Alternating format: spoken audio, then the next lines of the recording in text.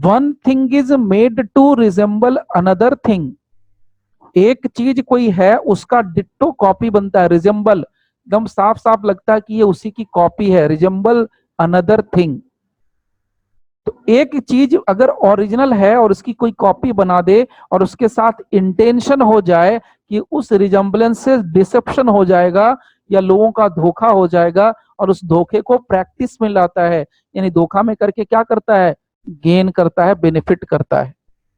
यानी मुझे पता है कि ये चीज गलत है, ये रिजेंबलेंस है, और उसका मैं इस्तेमाल करता हूं, प्रैक्टिस करता हूं, धोखा करता हूं, तो उस कंडीशन में ये मान लिया जाएगा कि ये काउंटर फिटिंग है। एक तो ये बात होगी जहां इंटेंशन है। दूसरी बात ये हो सकती है कि जहां पर इंटेंशन नहीं है, so where there is no intention but मेरे को नॉलेज है, बट मेरे को नॉलेज है कि ये इतना इस कदर रिजेंबलेंस है कि इसका इस्तेमाल डिसेप्शन के लिए किया जा सकता है। तो if I have the knowledge, if I have the intention, चाहे इंटेंशन हो चाहे नॉलेज हो, इंटेंशन हो या नहीं हो, लेकिन ये काउंटर फिटिंग कहलाता है, ये काउंटर फिटिंग कहलाएगा। एकदम आंख बंद करके ये चीज समझ लेना। तो अगर आप काउंटर फिटिंग का डेफिनेशन देखोगे तो देखिए यहां क्या कहता है, a person is said to counterfeit who causes one thing to resemble another thing, one thing to resemble another thing, ध्यान देना, one thing to resemble another thing. Intention क्या होना चाहिए, इंटेंशन क्या है, इंटेंशन है कि इस रिजेंबल से क्या करेगा, डिसेप्शन को प्रैक्टिस करेगा। इंटेंशन यही है कि जो एकदम डिट्टो दिखता है, 500 का नोट ओरिजिनल भी है और जाली भी है, तो आपको पता है कि ये जाली नोट है और आप इसको क्या करोगे, कहीं ना कहीं किसी न किसी को चला दोगे। 1000 का नोट, 2000 का नोट आपके पास जाली है, आप इसको कहीं ना कहीं किसी को चला दोगे। So what are you doing, what you are doing is practising deception. तो जब आपका इंटेंशन हो जाता है कि आप जाली नोट को हूबहू दिखने वाले चीज का आप डिसेप्शन प्रैक्टिस कर सकते हो, then it is counterfeit, आप काउंटर फिट कर रहे हो। एक तो आपने इंटेंशन के साथ चला दिया नोट को किसी और के पास, वो हो गया काउंटर फिट। लेकिन और कहता है अगर नॉलेज भी है कि अगर इसको चलाया जा सकता है, भले आपका इंटेंशन नहीं हो तो भी आपको काउंटरफिट माना जाएगा, आपके उस नोट को काउंटरफिट कहा जाएगा। देखिए यहां एक चीज एक्सप्लेनेशन में बहुत साफ साफ कही है, it is not essential to counterfeiting that the imitation should be exact. एकदम ये जरूरी नहीं है कि हमेशा एग्जैक्ट होना चाहिए, मतलब एग्जैक्ट नहीं हो तो चलता है बट हूबहू दिखना चाहिए। 500 के नोट में जो छोटी से छोटी बारीकी है, जो 2000 की नोट में छोटी से छोटी बारीकी है, वो जरूरी नहीं है कि वो हर बारीकी मौजूद होनी चाहिए जाली नोट के अंदर।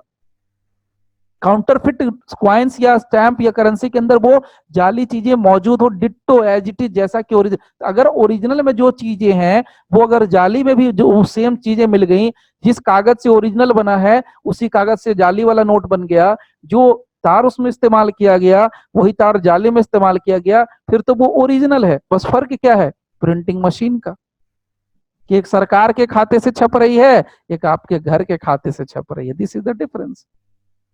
तो इसीलिए कहा कि ओरिजिनल का मतलब यहाँ पर इमिटेशन होना चाहिए, ये जरूरी नहीं है, ये आवश्यक नहीं है कि इमिटेशन बिल्कुल डिट्टो हो। दूसरी बात, explanation number 2, so when a person, हाँ सर अब्दुल करीम तेलगी वाला केस था ना शायद इसी के ऊपर। हाँ बिल्कुल, अब्दुल करीम तेलगी का 45,000 करोड़ का उसका स्टाम्प घोटाला था, आएगा वो भी डिस्कस करेंगे हम लोग, आएगा आगे।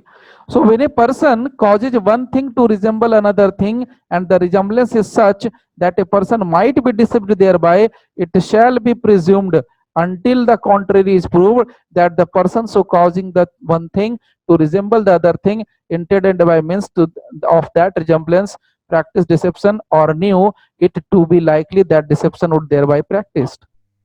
ये पता है क्या है, ये बड़ा इंटरेस्टिंग चीज है, आपको पता भी होगा शायद या ना भी पता हो। आप लोग सब जानते हैं कि अगर आपके पास कोई गलती से जाली नोट चल के आ गया है 500 का, आपके पास कोई जाली नोट आ गया, 100, 200, 1000 का, 50 का कोई भी नोट आ गया है, तो आपको पता है कि अगर किसी ने पुलिस में इंफॉर्मेशन कर दिया तो पुलिस आपको जाली नोट रखने के जुर्म में अरेस्ट कर सकती है, इवन दो अगर आपको ये नहीं भी पता है कि वो जाली नोट है। It means even if you have no knowledge then.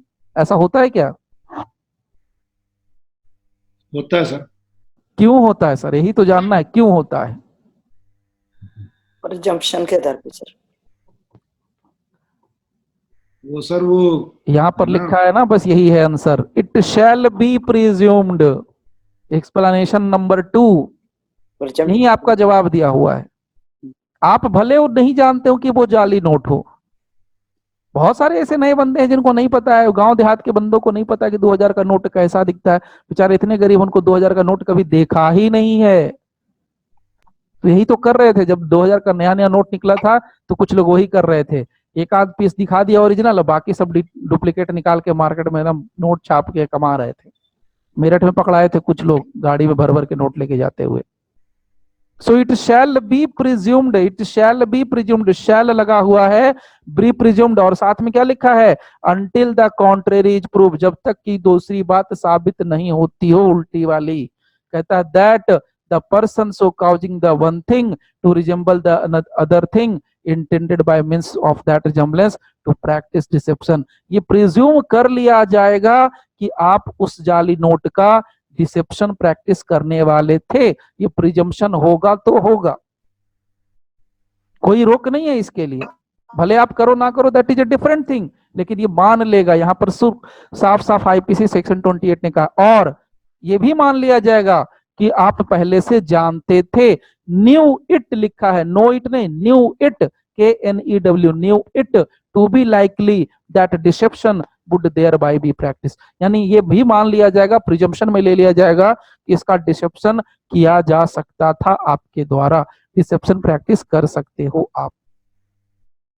इसीलिए आपको अगर किसी ने गलती से, पुलिस ने इंफॉर्मेशन कर दिया और आपके पास जाली नोट है, तो आपको पुलिस अरेस्ट कर लेगी बिना किसी के। तो जानते हैं आप क्या है ये काउंटर फिटिंग जो है ना, बड़ा जबरदस्त एग्जाम्पल है किसी और चीज का, अगर किसी के माइंड में है तो बताना। काउंटर फिटिंग एक बड़ा जबरदस्त एग्जाम्पल है एक्टस रिया और मेंस रिया के पॉइंट पर। पता है क्या? नोबडी? ये तो फिर एक्टस रिया हो गया ना sir. Acts reus plus mens रिया। इसमें एक्टस रिया नहीं था, आपने नोट को कहीं चलाया नहीं, सिर्फ आप पॉकेट में घूम रहे हो लेके, even you don't have any knowledge. क्या कहता है फॉर्मूला अपना है क्राइम का कि crime is equal to actus reus plus mens rea. यानी जब भी कोई अपराध होगा तो actus reus plus mens rea होना कंपलसरी है। Actus non facit reum nisi mens sit रिया,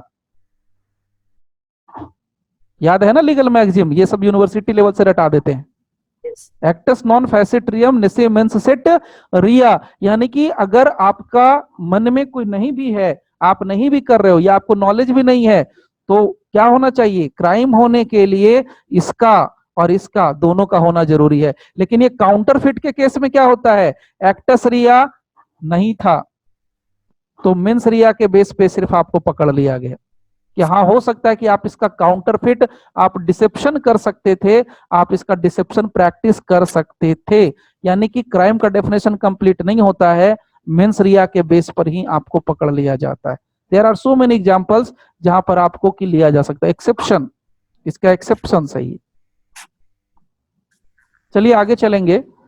तो कुल मिलाकर के यहां से अगर आप काउंटर फिटिंग का अगर इसेंशियल एलिमेंट देखिए, इसेंशियल एलिमेंट बहुत जरूरी है।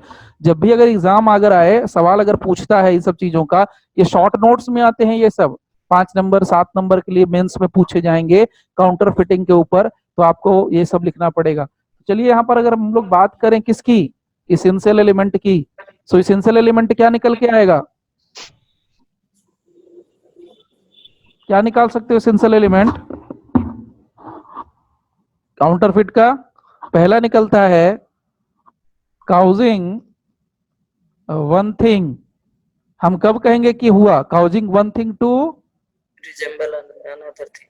बिल्कुल सही, रिजेंबल अनदर थिंग, यानी हूबहू दिखना चाहिए, ये एकदम जरूरी है। जब तक हूबहू नहीं दिखेगा उसको काउंटरफिट नहीं बोलेंगे। दूसरा, Intention आपका क्या होना चाहिए? इंटेंशन। of that resemblance. हाँ, किसके जरिए? माने वो रिजम्बलेंस के जरिए, रिजम्बलेंस के जरिए आप क्या करोगे? प्रैक्टिस करोगे deception. So intention by means of that resemblance, RESEMBLANC, resemblance to practice deception। यानी आपके पास क्या होना चाहिए? इंटेंशन, तभी आपको काउंटरफिट के लिए पकड़ा जा सकता है। तीसरा क्या हो सकता है आपके पास? नॉलेज। ये सब बताऊंगा अभी आगे वाले पार्ट पे, इंटेंशन नॉलेज क्या होता है। So knowing it to be likely that, मैंने आपको ये नॉलेज होना चाहिए दैट डिसेप्शन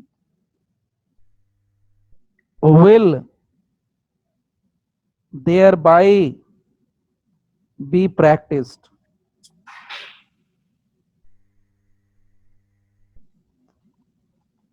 ये सब ये जो है ना, ये केस से निकाला गया है, वो मैं बता देता हूँ।